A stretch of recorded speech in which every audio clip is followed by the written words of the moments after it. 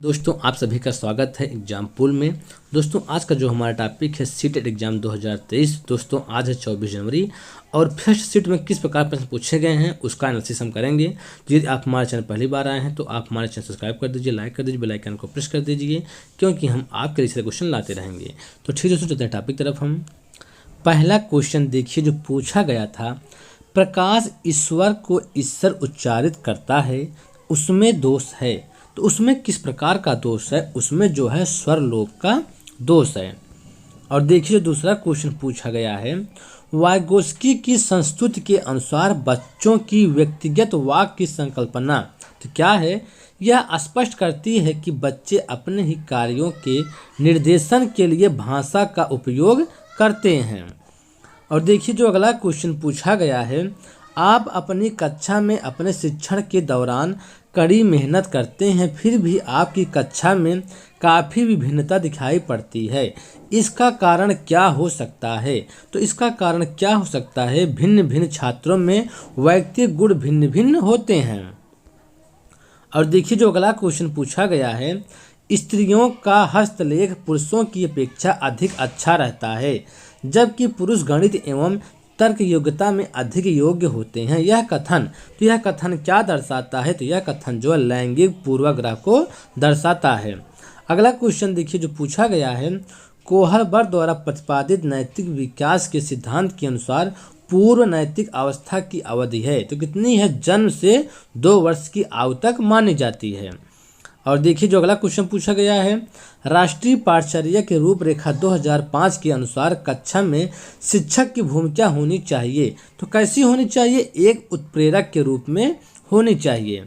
अगला क्वेश्चन देखिए जो पूछा गया है, बच्चों में बौद्धिक विकास की 4 विशिष्ट अवस्थाओं की पहचान किसके द्वारा की गई? तो किसके द्वारा की गई है? जीन पियाजे के द्वारा की गई है। अगला क्वेश्चन देखिए, नाइट्रोजन स्थिरीकरण जीवाणु हैं, क्या है? राइजोबियम है और एजिटोबैक्टर है। अगला क्वेश्चन देखिए जो पूछा गया है, निजी भाषा शब्दावली का प्रयोग पहली बार किसके द्वारा किया गया था? तो किसके द्वारा किया गया था? वाइगोस्की के द्वारा किया गया था। अगला क्वेश्चन देखिए जो पूछा गया है, एकांकी पाठ मुख्यतः किससे सहायता करते हैं? तो एकांकी पाठ मुख्यतः किसमें सहायता करते हैं? संदर्भ के अनुसार उचित उतार चढ़ाव के साथ बोलने में सहायता करते हैं। अगला क्वेश्चन देखिए जो पूछा गया है, अधिगम की प्रक्रिया में कौन सा पर्यावरणीय कारक इस बात पर बल देता है यदि समाज विकसित होगा, शिक्षित होगा तो उस समाज के बच्चे भी पढ़ाई के प्रति सजग होंगे तथा सीखने के प्रति जिज्ञासु बने रहेगी। तो कौन सा है ये? सामाजिक व सांस्कृतिक कारक है।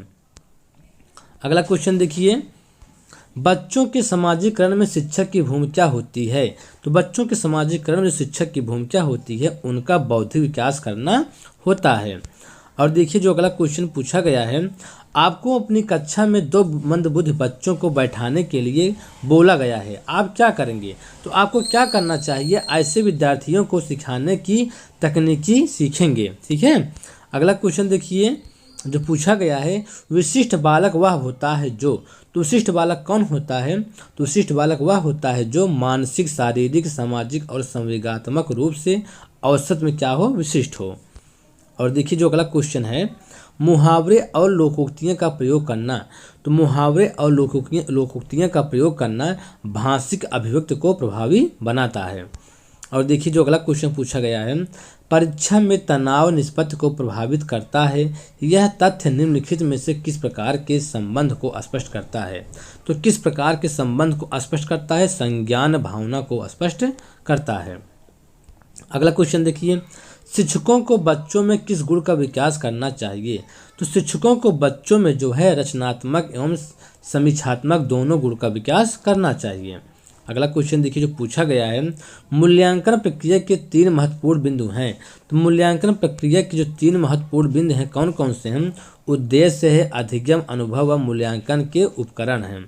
अगला क्वेश्चन देखिए, पठन पाठन के अंत में ऐसे अभ्यास एवं गतिविधियां हो जो, तो कैसे होने चाहिए? बच्चों को स्वयं कुछ करने और सिखाने का अवसर प्रदान करें।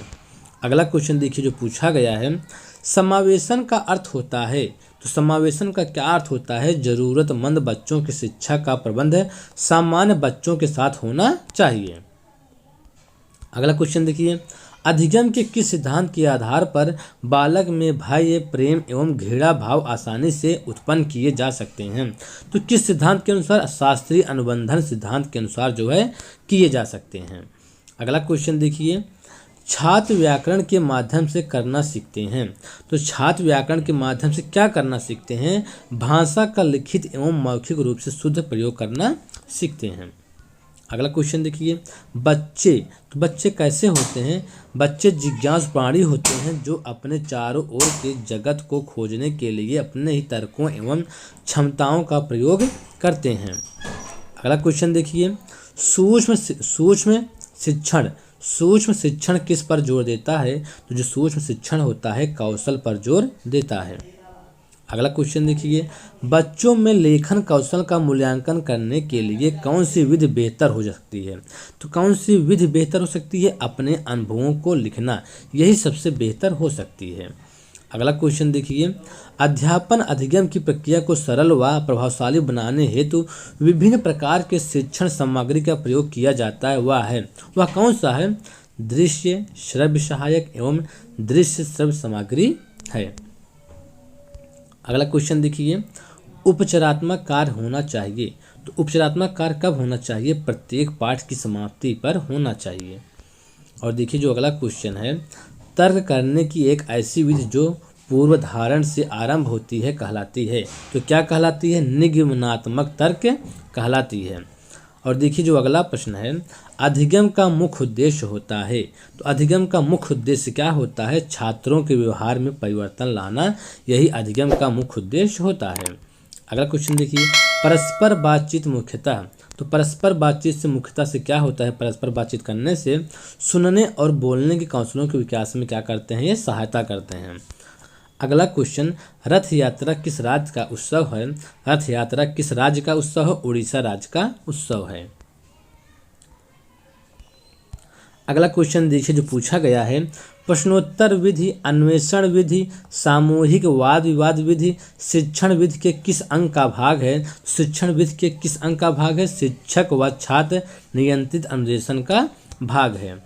अगला क्वेश्चन देखिए, सभी हरे पेड़ पौधे किसके अंतर्गत आते हैं? तो किसके अंतर्गत आते हैं? उत्पादक के अंतर्गत आते हैं। सभी हरे पेड़ पौधे उत्पादक के अंतर्गत आते हैं। अगला क्वेश्चन देखिए, लवणीय मृदा में उगने वाले पौधों को क्या कहते हैं? तो लवणीय मृदा में उगने वाले पौधों को हेलोफाइट कहते हैं। अगला क्वेश्चन देखिए, कुचिपुड़ी किस राज्य का शास्त्रीय नृत्य है? कुचिपुड़ी जो है आंध्र प्रदेश राज्य का शास्त्रीय नृत्य है।